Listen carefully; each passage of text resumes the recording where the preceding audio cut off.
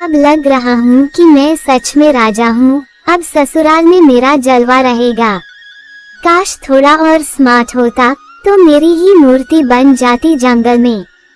कालू जी, देर हो रही है, चलिए भी, माँ रास्ता देख रही होंगी। आ रहा हूँ रानी, लेकिन तुझे जाते हुए दिल घबरा रहा है। माँ के पास जा रही हूँ, कोई युद्ध पर नहीं। और हाँ, ज्यादा जिम्मेदारियाँ मत लेना वहाँ, मैं माँ बनने वाली हूँ, थोड़ा आराम चाहिए। ठीक है, लेकिन तू भी ध्यान रखना और अपनी भाभी से काम मत करवाना, वो भी पेट से है ना। आपको बहुत चिंता है मेरी भाभी की, क्या बात है? बेटा बहू, रास्ता साफ है, पर बारिश कहीं कहीं जोर से हो रही है, ध्यान से जाना।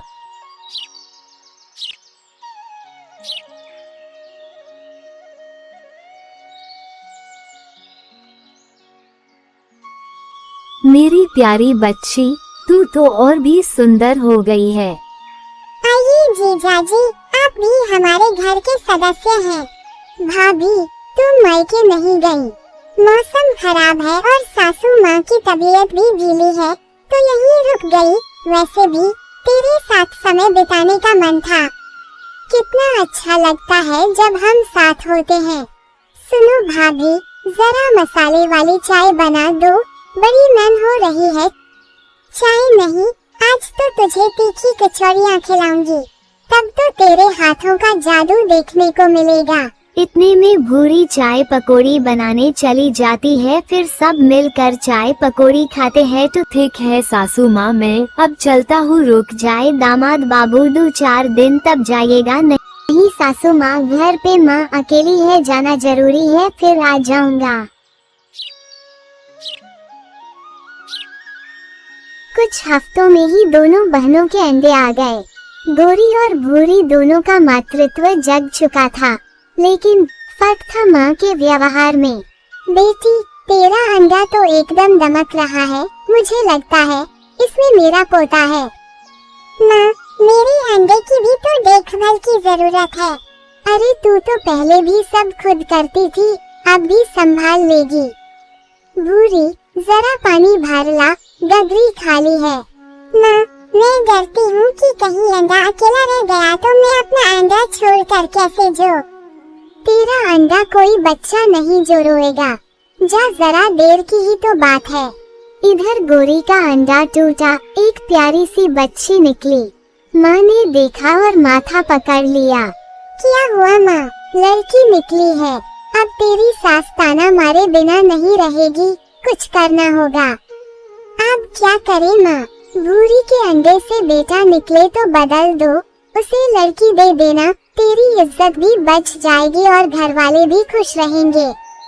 भूरी की गोद में प्यारा सा बेटा आया, लेकिन जब वो लौटी तो बेटी थमा दी गई। भूरी, तुझे बेटी हुई है, कितनी प्यारी है, मुझे तो बेटी ही चाहिए थी। हमें तो बेटा चाहिए था, ये क्या कर दिया ऊपर वाले ने। क्या बेटी होना गुनाह है? अब कुछ नहीं सुना जाएगा, निकल जा यहाँ से। भूरी निकल पड़ी आंसू और बच्ची को लेकर। तभी रास्ते में मीठी चिड़िया मिली। भूरी, तू क्यों भटक रही है? मेरी बेटी और मेरी किस्मत सब पर सवाल उठ गया। लेकिन मैंने तो देखा था गोरी को बेटी और तुझे बेटा हुआ था। फिर दोनों पहुँचे घर और सामने आ गया सच। गोरी, क्या ये सही है? माँ ने कहा था, मैंने सिर्फ बात मानी। गलती मानना ही बहादुरी है, लेकिन बेटी को नकारना बुज़दिली है। भूरी को उसका बेटा मिला, गोरी ने अपनी बेटी को सीने से लगाया। अब सब समझ चुके थे, बेटा या बेटी नहीं, संतान ही सबसे बड़ा वरदान है। बच्चों को लिंग से नहीं, प्यार से पहचानो, तभी समाज आगे बढ़ेगा। एक हरे भरे जंगल में टुनी चिड़िया अपने 9 नन्हे बच्चों के साथ एक ऊंचे पेड़ पर रहती थी। उसका घोंसला पत्तों और तिनकों से बना था, जो उसने खुद मेहनत से तैयार किया था। टुनी बहुत समझदार और चालाक थी। वो हमेशा अपने बच्चों को सीख देती, बच्चों, जंगल में हर कोई हमारा दोस्त नहीं होता। हमें हमेशा अपनी अक्ल से काम लेना चाहिए। उसी जंगल में एक धूर्त लोमड़ी भी रहती थी, जिसका नाम गुड़िया था। गुड़िया बहुत चालाक थी और हमेशा ऐसे तरीकों की तलाश में रहती, जिससे वो बिना मेहनत किए पेट भर सके। एक दिन वो जंगल में घूमते हुए टुनी के घोंसले के नीचे पहुंची। उसने देखा कि टुनी के 9 नन्हे बच्चे चहक रहे थे और मां के लौटने का इंतजार कर रहे थे। लोमड़ी के मुंह में पानी आ गया। उसने सोचा, अगर मैं इन चिड़िया के बच्चों को पकड़ लूं, तो कई दिन तक मेरा पेट भरा रहेगा। लोमड़ी ने घोंसले के नीचे खड़े होकर मीठी आवाज में कहा, प्यारे बच्चों, मैं तुम्हारी नई मौसी हूँ। मैं तुम्हारी मम्मी की बहुत अच्छी दोस्त हूँ। उसने मुझे कहा है कि जब तक वो वापस आए, मैं तुम सबका ख्याल रखूं। नन्हे चिड़िया के बच्चे थोड़े घबरा गए। उनमें से एक ने हिम्मत करके कहा, लेकिन माँ ने कभी तुम्हारा जिक्र नहीं किया, हमें विश्वास नहीं होता। अरे बच्चे, माँ ने बताया नहीं, मैं तो बहुत दूर रहती हूँ, लेकिन आज मैं तुम सबके लिए मीठे फल और अनाज लेकर आई हूँ। नीचे आओ, मैं तुम्हें खिलाऊंगी। लेकिन बच्चों ने नीचे जाने से मना कर दिया। उसी समय टुनी वापस आ गई और लोमड़ी को देखकर तुरंत समझ गई कि कुछ गड़बड़ है। वो मुस्कुराई और बोली, अरे गुड़िया बहन, तुम यहाँ कैसे? अरे टुनी बहन, मैं तो बस तुम्हारे बच्चों का हालचाल लेने आई थी। सुना है जंगल में बहुत खतरे हैं, तो मैंने सोचा कि क्यों न मैं तुम्हारी मदद कर दूं। टुनी चालाक थी। वो समझ गई कि लोमड़ी किसी चाल में लगी हुई है। उसने दिमाग लगाया और लोमड़ी को बेवकूफ बनाने की योजना बनाई। वाह, ये तो बहुत अच्छा हुआ। वैसे मैं कई दिनों से सोच रही थी कि मेरे बच्चों को उड़ना सीखना चाहिए।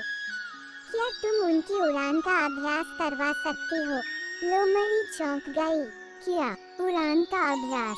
लेकिन मैं तो उड़ नहीं सकती। अरे उड़ नहीं सकती तो क्या हुआ? तुम तो जंगल की सबसे समझदार जानवर हो। चलो पहले तुम उछल कूद करके दिखाओ, फिर मेरे बच्चे सीख लेंगे। लोमड़ी को खुद को स्मार्ट दिखाना था, इसलिए उसने जोर जोर से कूदना शुरू कर दिया। जब वो कूद रही थी, टुनी ने बच्चों को इशारा किया और वे फटाफट अपने घोंसले से उड़कर पास के एक ऊंचे पेड़ की डाल पर जाकर बैठ गए। जब लोमड़ी ने देखा कि बच्चे पहले से ही सुरक्षित ऊंचाई पर पहुंच चुके हैं, तो वह गुस्से से लाल हो गई।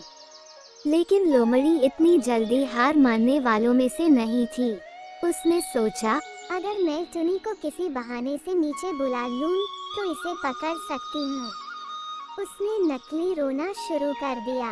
अरे टुनी, मेरे पैर में चोट लग गई है, मैं अब भाग नहीं सकती, मुझे पानी चाहिए, क्या तुम मेरी मदद करोगी?